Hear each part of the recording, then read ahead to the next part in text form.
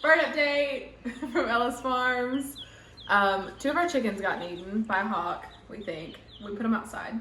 And then we went to Tractor Supply, and I'm pretty sure I found 3 lavender Americanas. I think this is one. We have 2 more in there.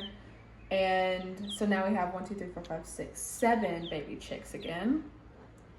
3 outside and 4 ducks.